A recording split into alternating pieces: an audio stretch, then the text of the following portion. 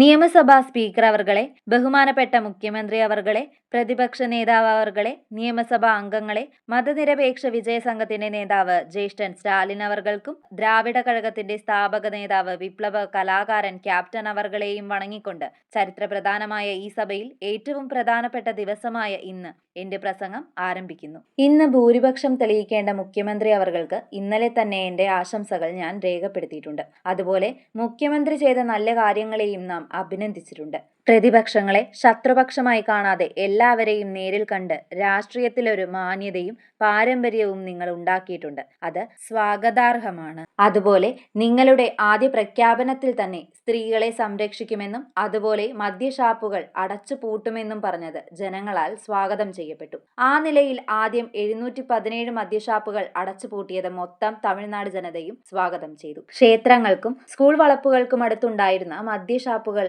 ആദ്യമായി നമ്മൾ ആദ്യഘട്ടത്തിൽ ഇന്ന് അടച്ചുപൂട്ടിയിരിക്കുകയാണ്. അടുത്തതായി ഇന്ന് മത്സ്യത്തൊഴിലാളികളെ സംരക്ഷിക്കാൻ ഒരു പ്രഖ്യാപനം സർക്കാർ വഴി വന്നിട്ടുണ്ട്. അതിനെയും DMDK സ്വാഗതം ചെയ്യുന്നു. ഇതെല്ലാം ഉണ്ടെങ്കിലും മുഖ്യമന്ത്രി അവർകളെ, അന്ന് നിങ്ങൾ അധികാരമേറ്റപ്പോൾ പറഞ്ഞത് നിങ്ങളുടെ ഭരണം സുതാര്യമായ ഭരണമായിരിക്കും, ജനങ്ങൾക്കും തമിഴ്നാടിനും ഒരു മാതൃകാപരമായ ഭരണമായിരിക്കുമെന്നാണ്. അതുപോലെ ഒരു രാഷ്ട്രീയ കുടുംബത്തിൽ നിന്ന് വന്നവനല്ല, മറിച്ചൊരു സാധാരണ കുടുംബത്തിൽ നിന്ന് വന്നവനാണ് നിങ്ങൾ എന്ന് മുഖ്യമന്ത്രിയായി സത്യപ്രതിജ്ഞ ചെയ്തതിനെ എല്ലാവരും സ്വാഗതം ചെയ്തു. ജനങ്ങളും സ്വാഗതം ചെയ്തു. നമ്മൾ പറയുന്ന വാക്കും പ്രവൃത്തിയും ഒന്നായിരിക്കണം എന്നതിൽ ആർക്കും ഭിന്നാഭിപ്രായമില്ല.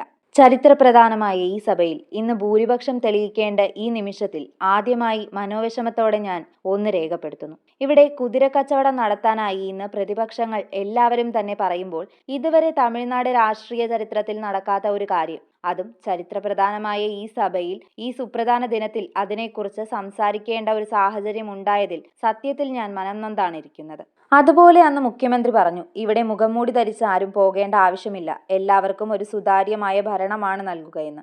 അങ്ങനെയിരിക്കെ മുഖ്യമന്ത്രിയെ കാണാൻ ആരാണ് അന്ന് മുഖംമൂടി ധരിച്ച് വാഹനത്തിൽ പോയത് എന്ന് തീർച്ചയായും ജനങ്ങളെ അറിയിക്കണമെന്ന് ഈ സമയത്ത് ഞാൻ ആവശ്യപ്പെടുന്നു. കാരണം അത് കുതിരക്കച്ചവടമാണെങ്കിൽ ഇതിനേക്കാൾ വലിയ ഒരു നാണക്കേട് ഈ ചരിത്രപ്രധാനമായ സഭയിൽ മറ്റൊന്നുമില്ല. തീർച്ചയായും മുഖ്യമന്ത്രി അതിന് മറുപടി നൽകുമെന്ന് ഞാൻ പ്രതീക്ഷിക്കുന്നു. അതുപോലെ രാഷ്ട്രീയ കുടുംബത്തിൽ നിന്നല്ല ഞാൻ വന്നതെന്ന് മുഖ്യമന്ത്രി പറയുമ്പോൾ എല്ലാവരും സ്വാഗതം ചെയ്തു. എന്നാൽ ഇന്ന് അദ്ദേഹത്തിന്റെ രാജഗുരുവായിരിക്കുന്ന മിസ്റ്റർ രത്തൻ പണ്ഡിറ്റ് എന്നയാളെ രാഷ്ട്രീയ സ്പെഷ്യൽ ഓഫീസറായി സർക്കാർ ജോലിയിൽ നിയമിച്ചതിനെ മൊത്തം തമിഴ്നാട് ജനതയ്ക്ക് വേണ്ടി ഈ ചരിത്രപ്രധാന സഭയിൽ ഞാൻ ശക്തമായി അപലപിക്കുന്നു. അങ്ങനെ ഒരാൾ നിങ്ങൾക്ക് രാജഗുരു ആണെങ്കിൽ അദ്ദേഹത്തെ നിങ്ങളുടെ വ്യക്തിപരമായ കാര്യങ്ങൾക്കായി കൂടെ നിർത്തണം. എന്നാൽ അദ്ദേഹത്തെ സർക്കാർ ഉന്നത പദവിയിൽ കൊണ്ടുവരുമ്പോൾ യുവാക്കൾ നിങ്ങളെ വിശ്വസിച്ചാണ് വോട്ട് ചെയ്തിരിക്കുന്നത്. ഈ യുവാക്കൾക്ക് നിങ്ങൾ എന്ത് ഉദാഹരണമാണ് നൽകുന്നത്? എന്ത് ചരിത്രമാണ് നിങ്ങൾ പറയാൻ ആഗ്രഹിക്കുന്നത്?